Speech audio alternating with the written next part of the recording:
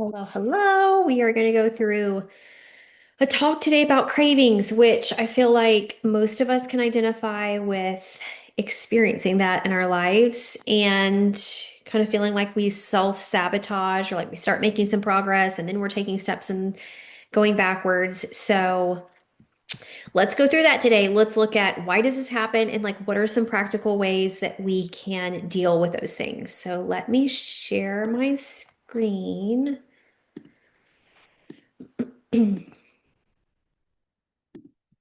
All right, so understanding food cravings, what is the science behind it, and more importantly, what are ways that we can manage it? So starting out, or here, let me push present so I don't have to scroll down. That'll look better. Okay, so what are cravings? I think most of us know, but it's like that intense urge, that strong desire to eat. A lot of times it's for specific foods that taste really good, not necessarily like nutrient dense foods. And one of the biggest things is that it's happening even when you're not hungry. So it really is our brains playing tricks on us. And we've talked in um, some of these in the past, but just the significance of the gut brain connection and how powerful that is. And this is no different. So cravings happen because your brain learns to want food when it just sees it or like smells things. It's kind of like Pavlov's dog. And this is called conditioned learning.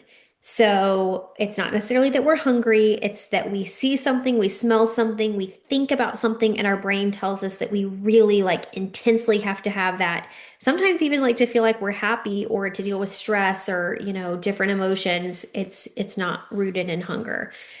The good news is that almost everyone experiences this. There is nothing wrong with you if you have experienced this, but this is probably one of the most powerful things that I've learned in studying functional medicine and something that I wish I had known when working in the conventional setting with patients is there is so much from a root standpoint, and we'll kind of get into that and how that's playing a role in governing a lot of these cravings. So we want to understand them, and that's the first step to managing them.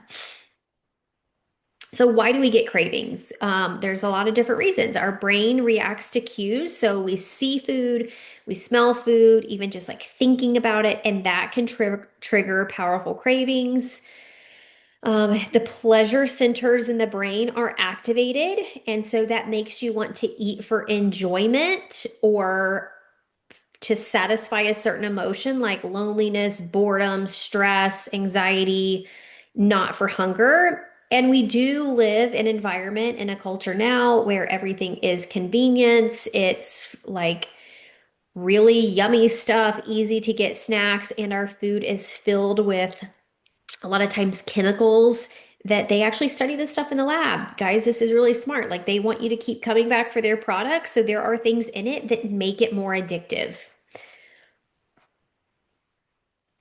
So, some of the behavioral ways we can manage cravings are listed here. We'll go through them together because how you eat can really make a huge difference in controlling the cravings and kind of thinking through, how we can have some control or some power over it. So, number one, and I always coach all of my clients through this, but not eating in front of screens.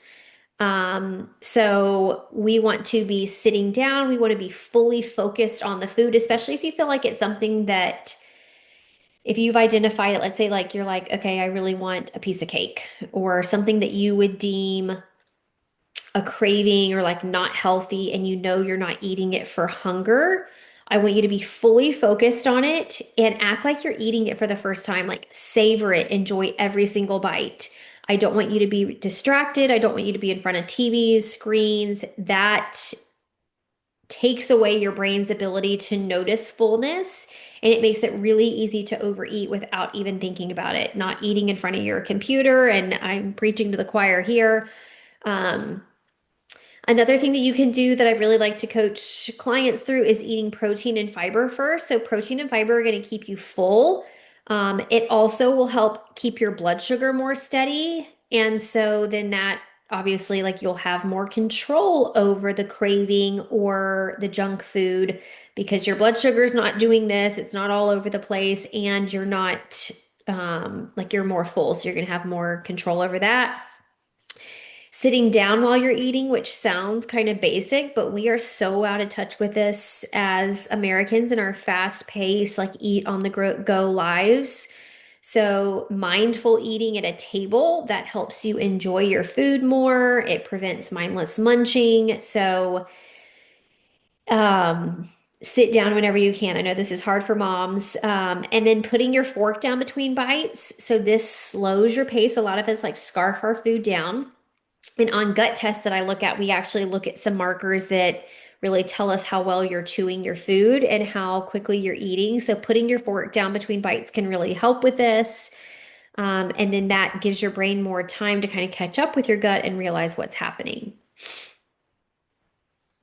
One of the things I just wanted to interject here that I always say with cravings is don't tell yourself that you can't have something because it becomes like telling a toddler not to touch the breakable item in the room. They're like instantly drawn to that. So allowing yourself permission to have it, but when you sit down and you start eating it, you may feel like, you know what, this really isn't as good as I thought it was going to be, and you're going to be able to say no.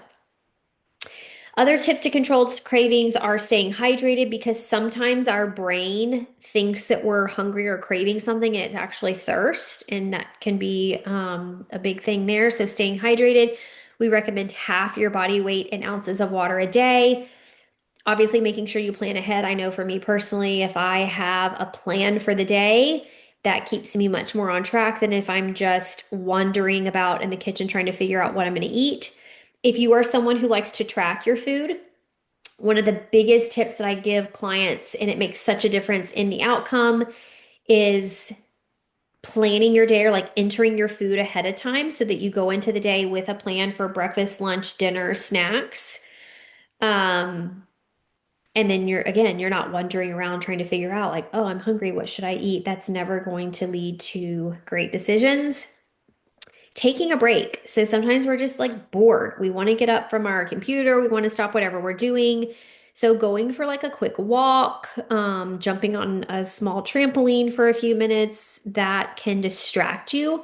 A lot of times cravings pass within 10 to 15 minutes. So that's like if we can distract you for 10 to 15 minutes and you still really want that food, then maybe it is really hunger. But give yourself a little bit of time. You don't have to like want something in this world of instant gratification, like immediately get it. Let there be a little bit of a time buffer. And then sleep and stress. These are foundational. If we don't have these things right, nothing else is going to work. We have to get enough sleep. We have to have tools to manage stress. We cannot control our stressors, but we can absolutely control how we respond to stress. I talk with clients a lot about that when we're going through adrenal kind of testing. What are some really intentional things that we can plug into your day that has a dramatic effect on how strong and frequent your cravings will feel? So talking about like some of the testing that we can do to really get to the root of where are the cravings coming from and help restore balance. This gives people so much empowerment. I mean, and that's what I always tell everyone, like I want you to be empowered to know what your body needs and work on things from the root so that you don't always feel like you're having to like be good, do better, start over on Monday. Like that is an endless exhausting cycle. So the gut microbiome is my favorite place to start because literally the pathogens and microbes that are living in your gut send direct signals to your brain craving their food source. So until we see what's there, intentionally work on killing those bad things off and getting some balance in the gut, the cravings are going to continually be an issue. And a little while ago, I reviewed my own gut testing with you guys. I need to recheck it and do it again. You guys were really interested to see that. But I had a lot of yeast, and yeast is one of the things, candida, that really triggers sugar cravings. So I think one of the biggest things that I noticed as I cleaned that up is that I actually felt like I had control over sugar. I could have one small piece of dark chocolate and not feel like I wanted to like keep going back to the pantry to get more. But it really is like that is foundational. And when it comes to things like weight loss, I always tell women like those pathogens and the things in your gut, that makes the biggest difference, I think, than anything else that I do when we're working on like a tough weight loss case. Hormone testing, so we can measure hormones like insulin and leptin. That plays a big role in controlling your appetite and telling your brain when you're full. This is why GLPs are the, latest, greatest kind of thing. GLP is governed by the gut. So when we're talking about what are some natural ways to get similar results, um, looking at the gut and making sure that we have hormones working well, and gut comes before that because the gut is foundational for then the hormones. And then genetic testing. I really love doing a test called DNA Core because it looks specifically at food preferences, taste buds. It tells us what diet works best for you, what exercise works best, and it really kind of helps us put the whole picture together to help you get a handle on the craving so you're not continually doing this like yo-yo weight loss, weight gain cycle. I always tell people like it doesn't matter, like who cares if you lose 30 pounds if you gain 40 back. And I think that getting control of cravings and knowing how to navigate that is a huge piece of the puzzle here. So functional testing, we're looking at the gut bacteria that tells us what pathogens are there and what things may be sending signals to your brain, making you craving certain foods, especially sweets. And then the hormone balance revealing any imbalances that cause you to feel hungry, even when your body doesn't actually need food. Insulin would be a big one there. Again, looking at the genetic factors and then creating a custom personalized plan that's going to help you manage cravings a lot more effectively. Accountability is a big part there too. I always tell people, like, I don't see patients consult to consult because you're living so much life in between those consults. It really has to be one-on-one guidance with a lot of accountability, a lot of encouragement. And that really, I feel like is why my clients get amazing results, is because there is so much one-on-one guidance and helping them figure it out and stick to it and make it work. So a scientific study tested a smartphone app that can teach mindful eating techniques to reduce cravings. And it was really interesting. The participants reduced craving related eating by 40%. So you can use different apps and like things like, oh, why did I just totally blank? Oh my gosh, I'm not going to remember it. You guys, you've seen it's not, I keep thinking Loom, but it's not Loom. Noom. Hello, Noom, where they're looking at some of the thought processes and like behavioral, like mindful kind of stuff behind it. I would say like another big part here is making sure that we have the nervous system in a good place, that we're not like always dumping out cortisol, that we have cortisol under control. And there's a lot of different things we can do app wise to help with that. And one of my favorites is the breath work app. So it's the word breath and then work, WRK. And it takes you through like not 20-minute long meditations that no one has time for. It's like quick 2 to 3 minute deep breathing that helps turn on the parasympathetic rest and digest nervous system. And that is something that I think every single person can benefit from. So, putting it all together, we want to combine behavioral techniques like eating mindfully without screens, choosing protein and fiber first, putting your fork down between bites. Another one I'll add here is learning to eat till you're 80% full or like just satisfied. And that sounds very basic, but most Americans are totally out of touch with that. Looking at some functional testing, so looking at what's going on in your gut. Are there pathogens and microbes that we need to clean up? Checking hormone levels and understanding genetic tendencies really help us put the whole puzzle together. And then the daily habits, staying hydrated, planning things out, making sure that you're getting quality sleep and managing stress, and making sure that we are combining lots of these strategies, that you have someone helping hold you accountable and walk you through it, and adjusting the plan based on what works for you. I think so often, kind of in this conversation, I see women who like they'll step on the scale and nothing changed and they get so discouraged. It's like, oh, whatever, I'm just going to throw in the towel and start eating, and like cravings and get out of control. So having someone walk you through this and tweak things as needed to make sure you get the outcome you want is so, so valuable. Take charge of your cravings. I want you to feel empowered. They are normal. Everyone experiences them, but they are very manageable with the right strategies and understanding.